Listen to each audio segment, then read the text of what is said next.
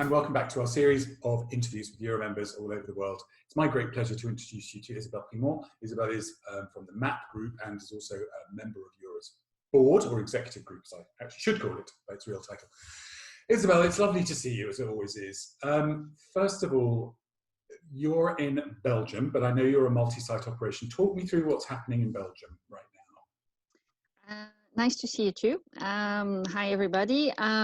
So in Belgium, we are hopefully at the end of the lockdown, or has been seeing what's going to happen on the medical side. But what is planned is as from the 4th of May to slowly start back live. It will start with some shops, extra shops that will be open. Some company will be able to restart operations if you can guarantee all the measures and all the safety for your employees. And then slightly after that, if all is okay, the week after, we'll be able to restart a little bit of social life in terms we will be able to sport with 2 people. We will be able to, extra business will be able to reopen, extra shops again. And the first stage for the schools will be about the 18th of May, where the main group will be the students who need to graduate, either from high school or I don't know how you call it, school that ends at 12. And then if all goes okay, as from beginning of June, we'll be able to meet a little bit with more people. Other classes will be reopened. We'll be able to go one day at the seaside or one day at the Ardennes. So we'll see, but that all depends if the curve is still going down.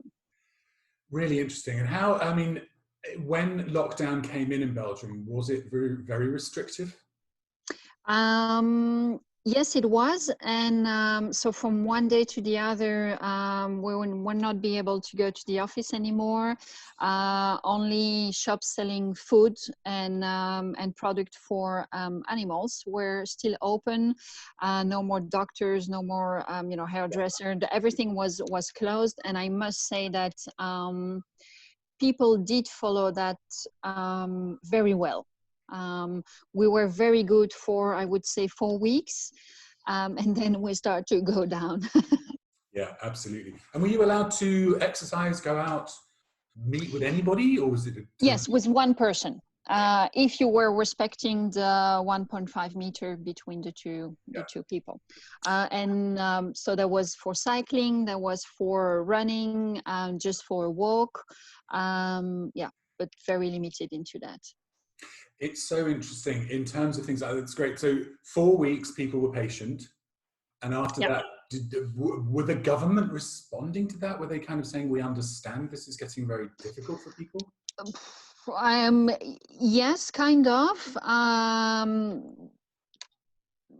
Yes, kind of. They would understand that people were starting to get insane and crazy. But on the other hand, they would constantly repeat and repeat and repeat the fact that it was important to follow the rules. So I guess they gave us a little bit more freedom as from the 4th of May, because otherwise the entire population would totally get crazy. Yeah, I mean, in terms of communication, was not great. I mean, we don't have a government, as you might know. We have a temporary prime minister. We are with 3 different regions, so it needs to be as well decided. Some responsibility, like school, are on a region level, not on a federal level. Yeah. So rules are different as well. And we had a big clash between the medical authorities and actually the political authorities. So for medical, they want us to see, to keep the lockdown until we have any solution for a vaccine or something. But that's, we can't have that on the long term. I mean, economically, socially, mentally, it's just not an option. So at one point there was a break between what was coming from the medical world and what was coming from the political world. So It's so interesting because before we got on the call, we were talking about that, and I was talking to Yeah. a senior member of the NHS in the UK that I know through a friend. And like you say, that tension between medical and political, obviously medics are going to say, just keep everyone in lockdown forever until this is over, and then everyone will be safe, because their priority is making sure that we save lives. Whereas, as we know, there is a huge balance that has to be struck here between the vulnerability of our population and the non-vulnerability of a lot of our population. So that's really interesting that you said about things being opened up with deadlines and dates. Because one thing, as I've been talking to people, through this project, has been the difference in the way that people respond if they're given an idea of what's going to happen in the future. And I think, like you said, that was very important that the Belgian people, like say, 4 weeks, and now we need to know that things are going to change. Obviously, with the hope that things stay the same. In the UK, they're doing the exact opposite. They're saying, no, we're not giving any dates at all about when people change, and that, like you say, has an impact on how we're all feeling. How are your teams, and you're a multi-country operation, how are your teams coping, and where are they? Well, they are a little bit around the globe. As you know, we've done some merge last year. So we have a team in Belgium, we have a team in the Netherlands, we have a team in Luxembourg, we have a team in France, Morocco, and Canada. They're all in a good health, so that's already something. We haven't had any major issue on that side.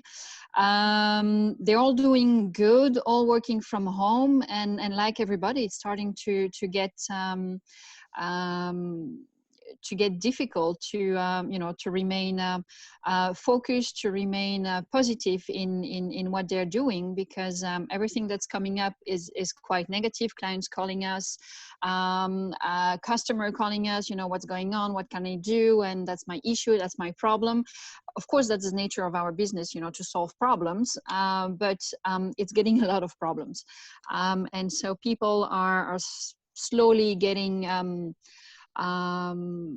negative, and it's difficult to keep on motivating them. Of course, because we were able to do so, we put everybody on partial unemployment, so that's adding an extra pressure on everybody. Financial, but also mentally. That's mostly people who are working full time and very energetic, and in once they only 50% of their time. The positive aspect is that we're still receiving initiations. We're still receiving some new files, so it means that clients and company are looking to the future to what's next. Of course, we can't deliver, or almost not deliver any services, but so that helps to keep a good mindset. And I'm amazed about the support we got from the team. They all want to, whatever we ask, they will do it. Whatever initiative we try to put in place, they will do it. We've put together some task force to think, how can we deliver our services differently? How are there new services we should be offering, and can we look in our templates, quality manual, and so on and so forth. And I'm amazed how positive the entire team has reacted on that. And whenever we ask them to help out, they're there. But communication wise, it's difficult. It is. It's really tough, and there's a couple of things there that are really interesting. I mean, from the point of view of, we're all working from home, and on the one hand, that's amazing. We have all this technology now that is at our fingertips, which you can use, which has made this whole situation so much better. But it's really interesting how you say, when a team is together, there's a shared notion of just being together, and that's very good for us psychologically, I think. Yeah. When we're all over the place and we're communicating virtually, it's great to communicate, but keeping the morale is very, very tough. So well done, because it's really difficult with a big team. I'm not alone. I mean, I have country managers everywhere, and they're doing an amazing job, and I know it's very heavy on them.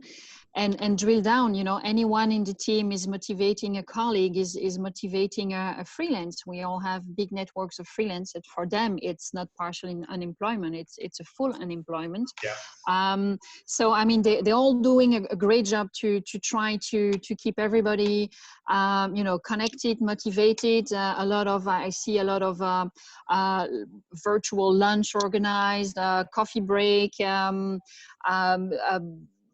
The group we joined, they had a virtual Ironman organized last weekend between a team of entrepreneur and medical staff. So I mean, you know, a lot of initiative are coming around, and that's great to see how people try to keep in contact. But also it's very intense because I don't know for other people, but personally, and I see my team as well, we're going from call to call to call to call, and that's really heavy on everybody as well, because you're the entire day with in front of your computer with your thing, trying to find solutions. So I was laughing, but I've never worked that much since COVID.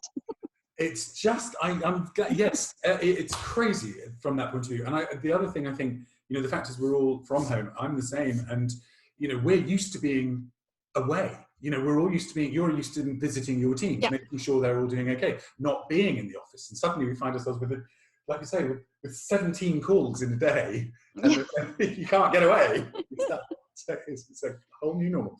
You're saying that the restrictions are being lifted. With a multi-site operation, that obviously is changing from country to country. So how are you, for example, is France still in the very harsh lockdown that it was in before? Yeah, so for France, we expect the first changes as from the 11th of May. So meaning that some company will be able to reopen slightly. They will reopen maybe some schools or just some grades in certain schools. People. So today in France, if you want to leave your house, you kind of need an authorization to say I'm leaving the house because I need to drop a document or, you know, whatever. So they're much more strict in their approach. But you see also certain region less affected than others. So as a country, it's also different region from regions. The South has not been, I mean, South West has not been that impacted than Paris, for example. So we see that as well. But yeah, as from the 11th of May, if everything is okay and the curve is still going down and so on and so forth, the liberty of the people will be a little bit extending. But again, we don't see a full operating office, you know, before the end of the summer. Absolutely. And tell me, so I mean, again, operating across multi-sites like this must, at this kind of time as well, be incredibly complicated. That every country has different assistance in place, different levels of assistance, how you go about it. The bureaucracy must be unbelievable. How's that working out? It's very complicated. It is very complicated because it's a new merge. The fact that we are, you know, multi-location as well. So we were in the phase of starting to learn each other and to learn how everybody was working. While that comes up, so you know, you start to. There are teams that I've never seen, for example, because I didn't get the time that was planned, and I couldn't go there. So I have no idea about how they are organized physically in their office. I've never met people, only via, you know, through different channels, and that's nice. But it never replaced a good, you know, face-to-face and being on the premises and see how people are and how they are living, how they're working. I think that's very, very important. So and of course. The rules are different, the habits are different, the problems are different. If you're in Canada or in Morocco, it's very, very different. So you know, we need to put together everything we ever learn on you know, cultural training, whatever we know on that aspect, to try to understand each other. And also we do communicate in English, which is for no one their mother tongue. So it does add an extra level of difficulties, because you want to say things, people understand other things. So I mean, it does put hard pressure on our cultural differences and our communication. So I must say it's very difficult time, but very rich in terms of learning. Yeah, but it's just like you say, with your 17 calls a day, there's only so much further research you can realistically do. Franz Trompenau's great book, I think it was Bargaining Across Borders, or was it that one of his two big books was about that, exactly, the cultures, when cultures collide, Yeah. when businesses come together. It's great. Yeah, I can imagine that's been fascinating. I mean, that's a difficult enough thing to do in the best of times, but to do it right now is really difficult. Yeah. Are you able to, have you been able to secure financial aid in certain places? Yeah, so in most of the places we have been, so Belgium, Luxembourg, France are absolutely fine. In Canada, they've been late into putting things in place, but they finally getting some support. So we've put some application there, but like Morocco, there is nothing. So in the country in Africa where we are, we've just kept everybody employed as normal, because there is no net. So they, it's either you work and you have a salary, or you have nothing. You have nothing. So might change because that's what I learned. It changes every day. We have communication in every country every day, so we need to keep up with that as well. We'll see how it evaluates. But in most of the countries, we've been able to get some support from the government. Pleased to hear it, because that's just so central to, again, you're knowing the plan going forward, how you're able to plan and what you're able to do. Absolutely, yeah. Doing this in a vacuum. I mean, I've been talking to several people in the US and in other places across the world, and basically, you're just laying people off and have no idea when you need those teams back in place, whether they will be there for you. Very, very tough. I was just talking with Martina yesterday, Sharvai, who's our quality manager, you know that. And she was saying, we're going to try and put together like a policy for like when we open up again. Have you and your team's been working on thinking about, when we first start with the signees, what we've got to put in place, and what's that looking like? Yeah, it's of course, it's safety first. So we won't take any actions if we're not. You can't be 100% sure, but if it's not safe. So yeah, I mean, we've put a task force together to just think about the different aspects. Of course, you have the office. How do you reopen your office? What do you need to have? What are the what are the measures? Which material do you need, and so on and so forth. But in the real business, you have more important the face-to-face with the clients, the field consultant, the people who are really going outside, meeting clients, going to different places. So of course, each government has put already some guidelines. And then it's to look with the partners. So the real estate in Belgium and Luxembourg have put very defined guidelines where to say, that's how if we are going to visit properties, that's how we want to do it. So that's easy to follow. So yeah, indeed, we are putting into place now something in writing, to give to everybody to say, safety first. So make sure you have this and this and this and this. And our recommendation for a home search for your safety, our customer safety is this and this and this. So yes, and also we've put a huge order for mask, gel, gloves, and all those materials. Although we work with freelance, we feel that it's our responsibility to make sure they are safe when they work for us, and whenever. So we are starting to get ready some restart package, or I don't know how you will call it, with some material and some guidelines. That's incredibly proactive. I'm impressed. I mean, it is something obviously that everyone has to think about, but very good. That's impressive. Isabelle, it's been great to catch up with you. Thank you so much for taking the time to do You're this. welcome.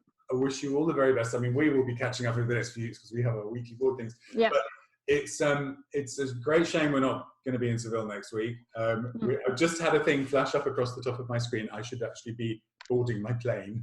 Okay. to get there. So that's a bit surreal. But listen, let's catch up again. I'm going to start coming back to some of the people that we've talked to see how things are progressing and how things are moving forward. So that would be wonderful. We'll talk again in a month or so. But in the meantime, great to see you. Take care. And thank you so much. Same for you. Take care, everybody. And looking forward to meet again, everybody. Sometimes. Can't wait. See you soon. Bye. Okay, bye.